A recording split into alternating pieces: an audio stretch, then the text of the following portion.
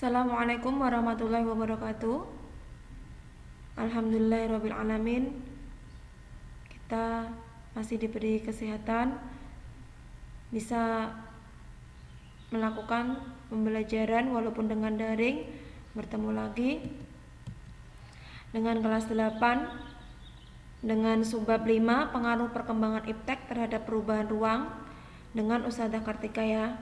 Jadi anak-anak tetap semangat, tetap mendengarkan video pembelajaran Ustadzah.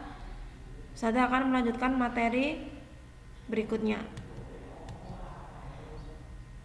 Pengaruh perkembangan iptek terhadap perubahan ruang dipengaruhi oleh dua, teknologi transportasi dan teknologi komunikasi. Teknologi transportasi dibagi menjadi tiga. Perlu kita ketahui ya, bahwa teknologi transportasi itu sering kita jumpai dan hampir sering kita gunakan di poin-poin antara transportasi darat dan air. Kalau udara mungkin ada beberapa yang sudah menggunakan dan ada yang belum. Jadi teknologi transportasi ini dibagi menjadi tiga bagian: transportasi darat, air, dan udara.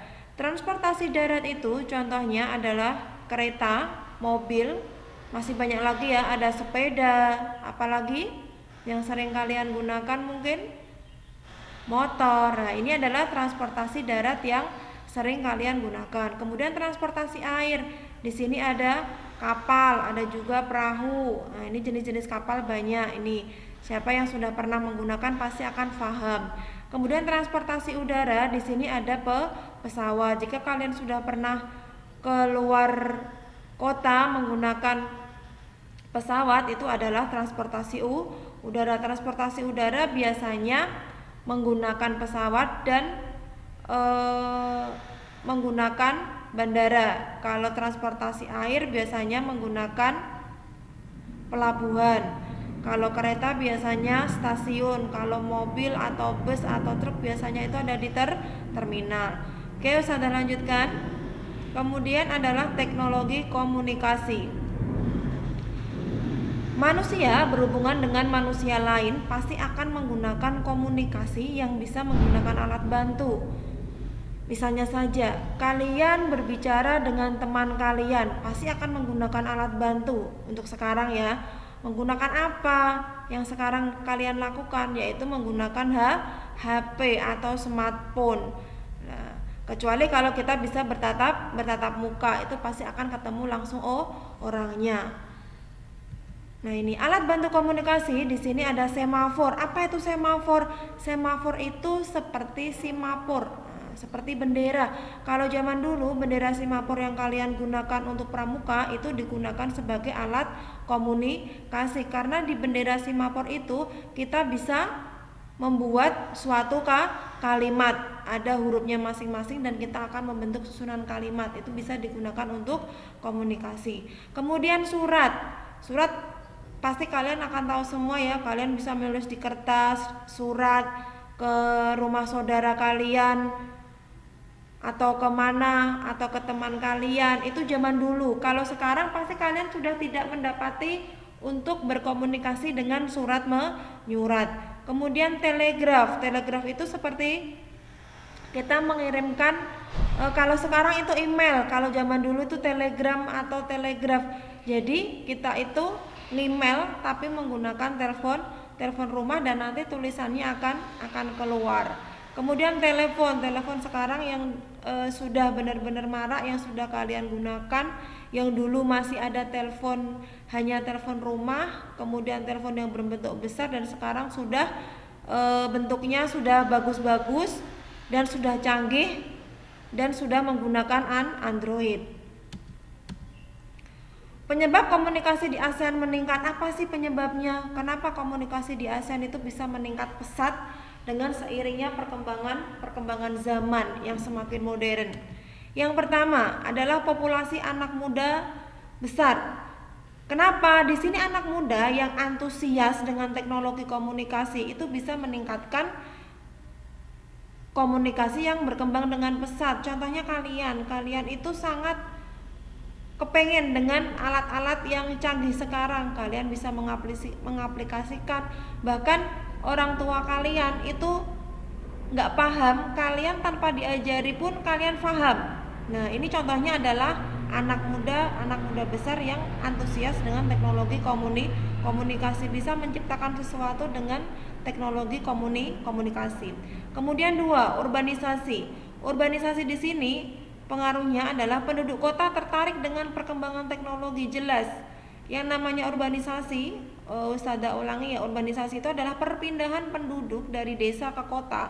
Orang-orang desa akan pergi ke kota dengan apa? Karena di sana dirasa itu teknologinya lebih modern, lapangan pekerjaannya lebih banyak, kemudian untuk lingkup apapun lebih mudah. Makanya mereka tinggal di kota dan penduduk setempat tertarik dengan perkembangan teknologi yang sekarang kita gunakan. Kemudian bertambahnya kepemilikan telepon pintar atau smartphone.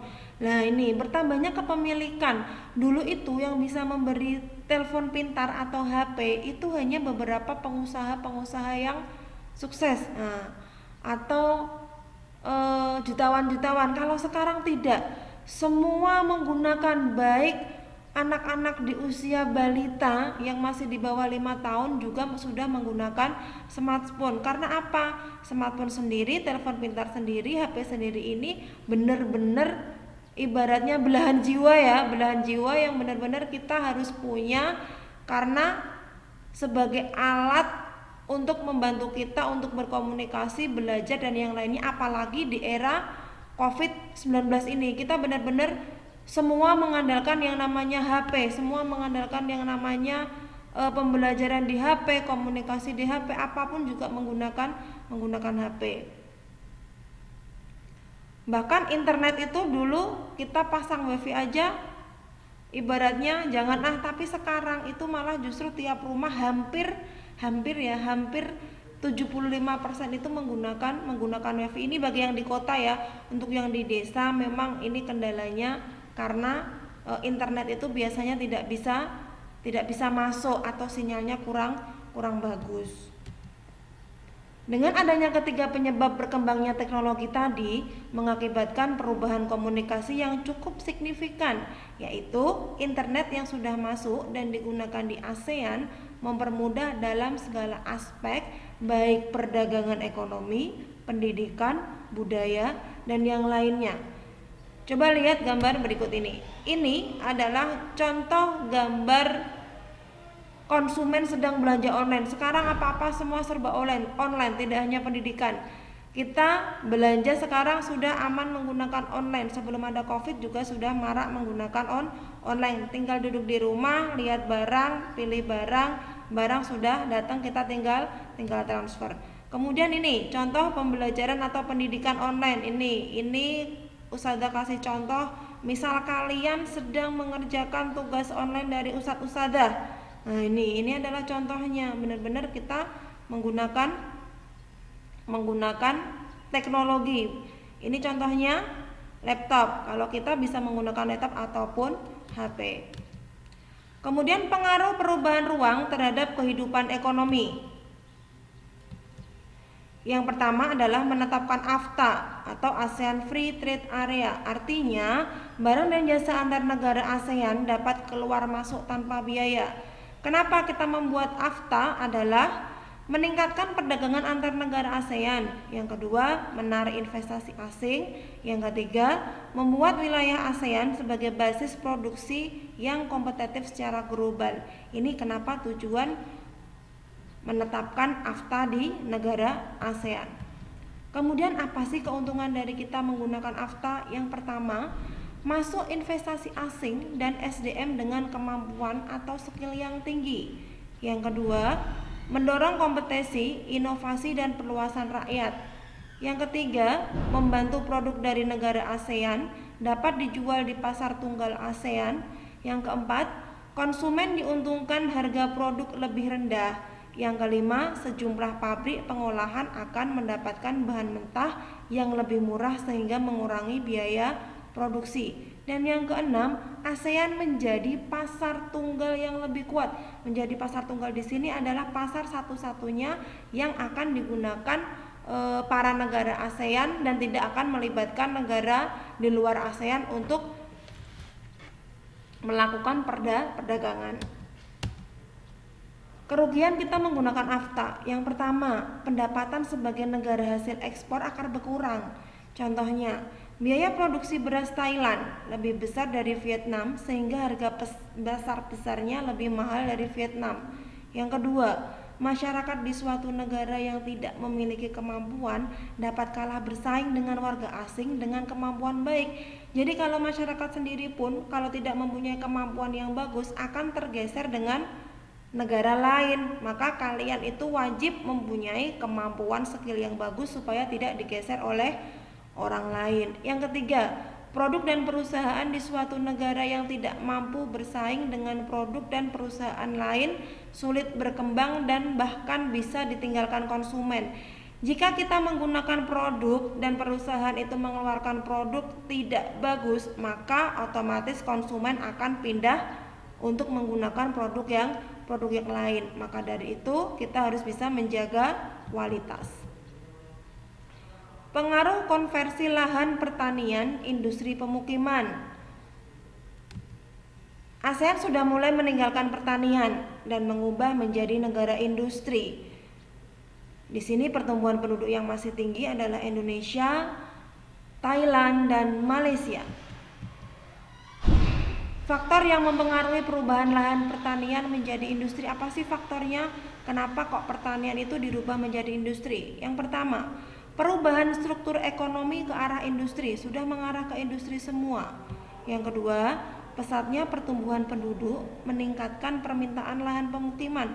Karena pertumbuhan penduduk tinggi, maka mereka harus mempunyai rumah. Maka mau nggak mau para investor-investor atau pengusaha-pengusaha itu akan memikirkan untuk membuat perumahan. Yang ketiga, rendahnya insentif untuk bertani akibat biaya produksi yang tinggi, sedangkan hasil pertanian rendah. Yang keempat, lokasi tanah yang cocok untuk industri dan pemukiman. Jadi kalau tanahnya itu kok prospek untuk ke arah industri dan pemukiman, maka itu akan diincar dan dijadikan sebagai lahan industri dan pemukiman. Harga tanah yang tidak terlalu mahal untuk diubah menjadi lahan industri. Ini juga menjadi garis besar. Biasanya tanah-tanah pertanian itu dijual dengan harga murah. Maka kenapa para pengusaha itu benar-benar pengen membuat suatu lahan industri dengan pemukiman, karena biayanya juga tidak terlalu besar. Ini yang terakhir, efek konversi lahan pertanian menjadi lahan industri. Ini akibat jika pertanian dijadikan lahan industri. Satu, berkurangnya luas sawah sehingga dapat mengakibatkan turunnya produksi padi. Jelas, apabila sawah-sawah itu dibuat pemukiman, pasti para petani akan menurun produksi padi. Yang kedua, pemanfaatan dan investasi pemerintah untuk prasarana dan sarana pengairan pertanian menjadi tidak optimal. Dan yang ketiga, kesalahan perhitungan dalam pembangunan industri atau perumahan dapat membuat tanah yang sudah beralih fungsi tidak mampu dimanfaatkan sehingga menjadi lahan tidur. Jadi kalau kesalahan perhitungan, misalnya murah dibeli tetapi tidak bisa memanfaatkan dengan baik, justru malah bisa mengakibatkan lahan tidur. Lahan tidur itu lahan yang sudah mati dan tidak bisa dikelola ulang menjadi lahan pertanian. Dan yang keempat, ekosistem sawah yang telah terbentuk selama puluhan tahun dapat berkurang. Nah ini adalah akibat jika lahan pertanian itu digunakan untuk industri. Jadi kadang para pengusaha-pengusaha, para properti itu tidak memikir dampaknya, hanya membeli lahan dengan harga murah dan akan digunakan untuk invest, baik itu berupa industri maupun pemukiman. Oke, untuk bab 1 terakhir untuk materi ini. Terima kasih, semoga bermanfaat. Saya akhiri. Assalamualaikum warahmatullahi wabarakatuh.